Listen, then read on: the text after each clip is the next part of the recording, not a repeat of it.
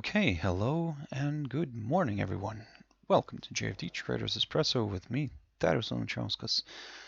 Today is the 25th of September 2019, so welcome everyone. Welcome to this Wednesday's morning session where we're going to have a quick look at the markets, a few of the charts, the usual stuff. But before we do that, as always, let's quickly have a read through our risk disclaimer. So, the content we produce does not constitute an investment advice or investment recommendation, should not be considered as such, and does not in any way constitute an invitation to acquire any financial instrument or product. As always, a few seconds for you to read the rest, and we can continue.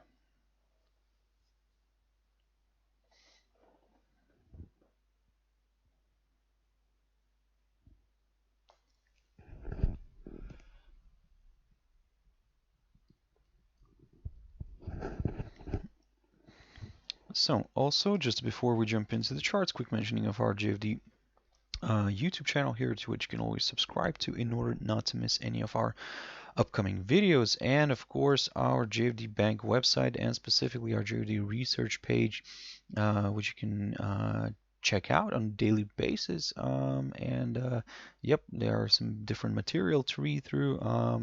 It's not huge, but quite interesting, so I would say.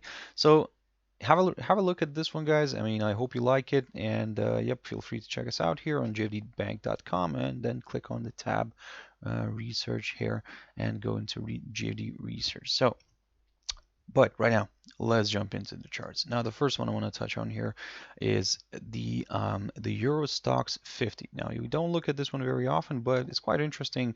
As you can see, the index managed to reach one of its key areas of resistance recently and just overshot it by a little bit, but never managed to close a daily candle above it. This is a daily chart, by the way, and that area was around the 7,373.5 zone, something like that. And since then, kind of after hitting that level, it reversed back to the downside. The index is now, looking at the cash index right now, it's currently trading around the 3,517.20, something like that. So in a way, this could in a way lead towards further declines. The only thing is that looking at this, like I said, looking at this daily picture here, for us to start considering slightly lower areas, ideally we would like to see a drop below this little low here, the low of the 17th of September, and that was around the 3,506 zone, approximately around there. So if we get a nice drop below this, then yep, we will consider one of these EMAs here. Ideally, of course, it would be interesting to see a drop towards the 200-day EMA here, but of course we'll go slowly, step by step on this one. The next potential area of support could be around here, just very close to this potential breakout point, and that's near the 3,479.5. So in a way, you could round it up towards the 80. So we could keep an eye on this 3,480 zone initially, but if that fails to withhold, then yep, further declines are possible as well. And this is when we will aim for this little territory right here, the low of the 3rd of September, and that's approximately around the 3,406 zone as well. So keep your eyes on this one. Not far from there, we do have that 200 EMA that I was talking about. So in a way, we could aim for these levels. But again, first we need to see a drop below this little area of support. And let me just quickly put this one on the chart. That's the one that I'm talking about. So that's in terms of the downside. In terms of the upside, well, it's pretty straightforward.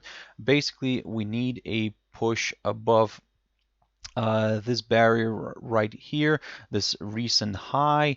Let me just quickly adjust this, and there we go. So we need to see a push above the 7,573 zone first, and then we will aim for higher levels. Now, don't get me wrong, this is not the all-time high. We're kind of still far from the all-time highs because this is how it looks. And let me just actually put this one like this, basically to show you what I'm talking about. So you can see that the all-time high was here back in 2000 here.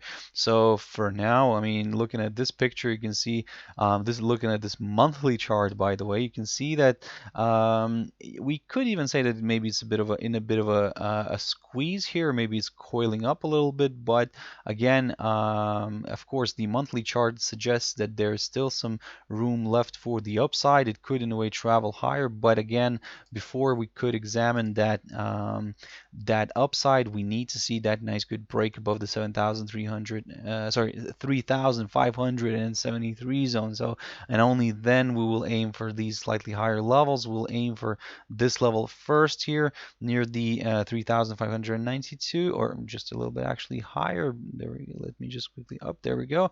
3,596. That's what we're going to be targeting. But if that fails to hold, now this could be opening the path towards this little high here that we had in January, the 23rd of January 2018, and that's approximately around the 3,687 zone. So it could be a nice good target as well. But again, for this year, the index managed to already create a new high for this year, but as you can see, kind of reversed back down right now, and it seems to be drifting a little bit to the downside. But again, before we could examine that downside, ideally we need to see a drop below the 3,506 zone, and then we will aim for slightly lower levels.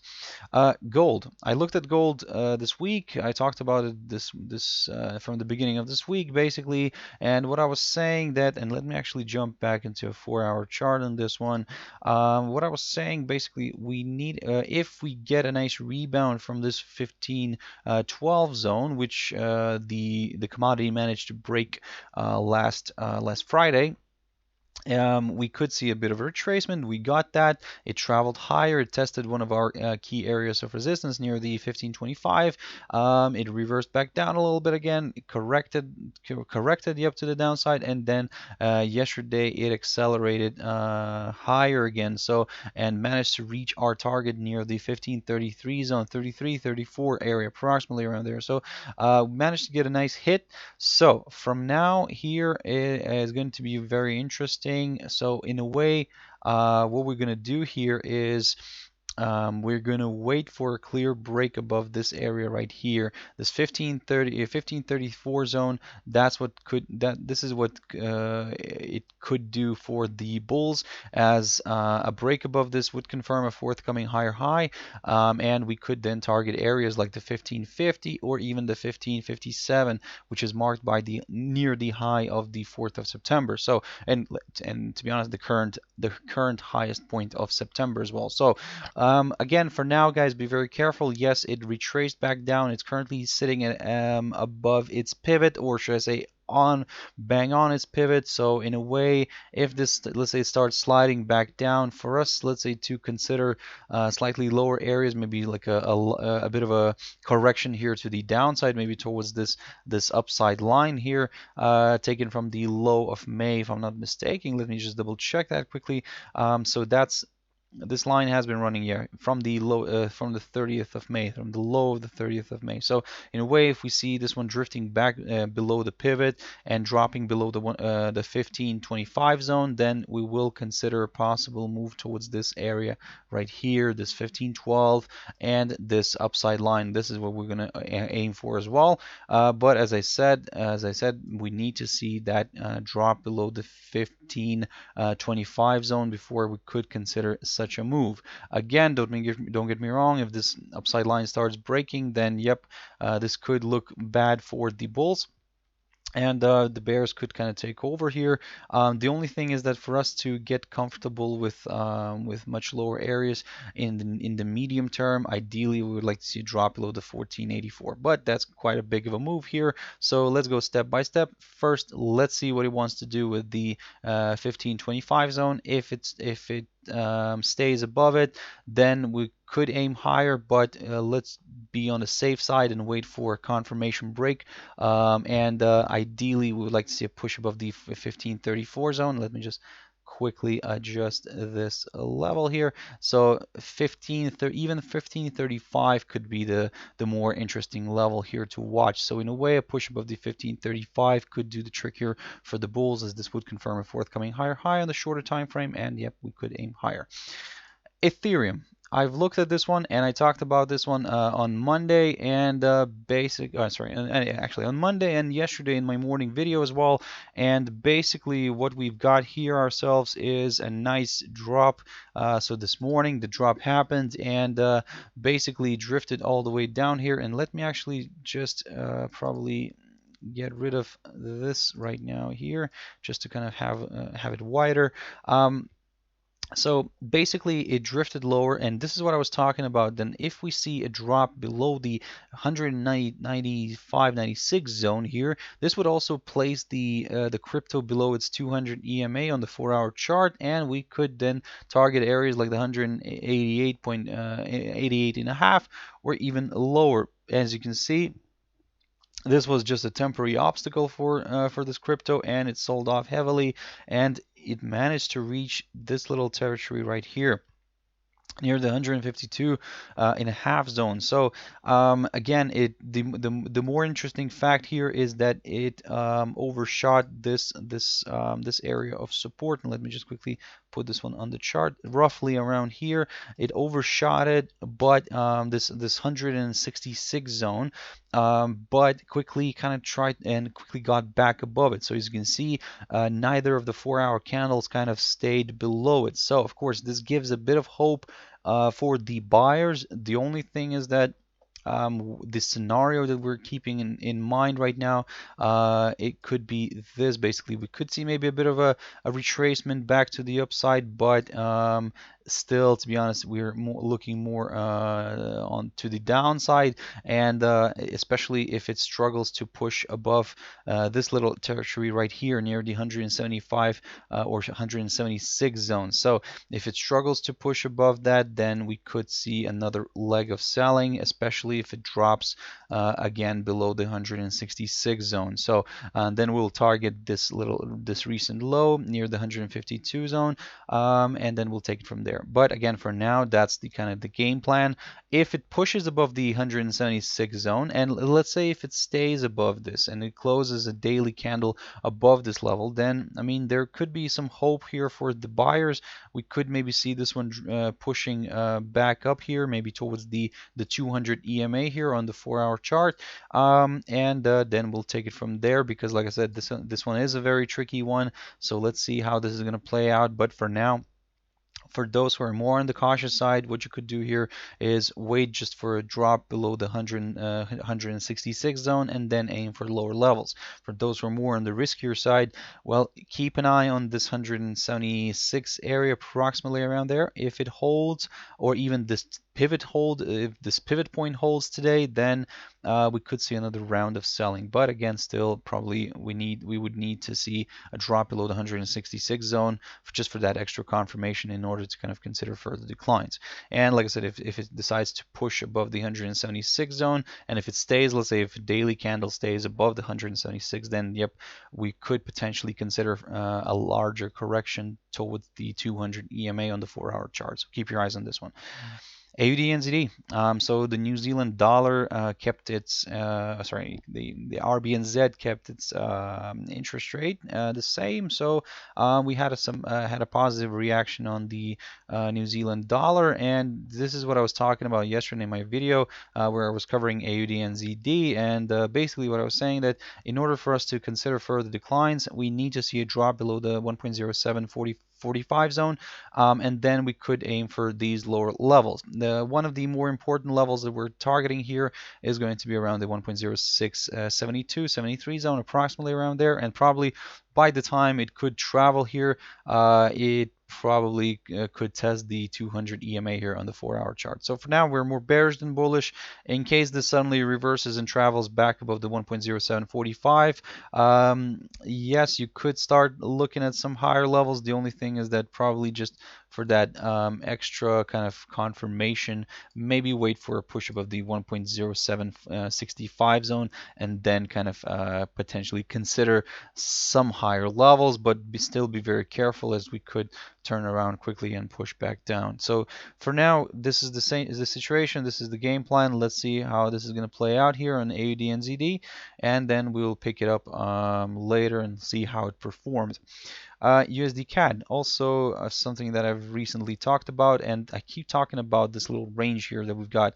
So as you can see, yesterday the pair tried to drop lower, and it did drop below this lower side of the of this range, but never managed to close any of the 4-hour candles below it, and this level here, the 1.3238, and you can see that now it's kind of trying to make its way back to the upside. Again, this is our neutral territory. We're keeping this one like for away from us for now. We're waiting for a clear breakthrough one of these sides, and we're waiting for ideally a daily close through one of these sides here, either above this 1.3310 zone or below the 1.3238 area. So again, for now, guys, be very careful. Have your stop losses in place, and let's wait for that exit. Euro dollar, the last one here for this session.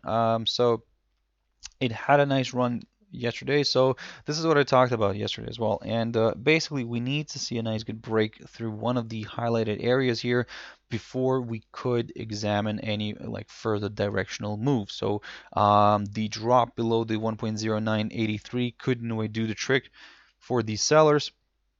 Initially, of course, we will aim for this little low that we had on the 23rd of September, and that's near the 1.0964 zone.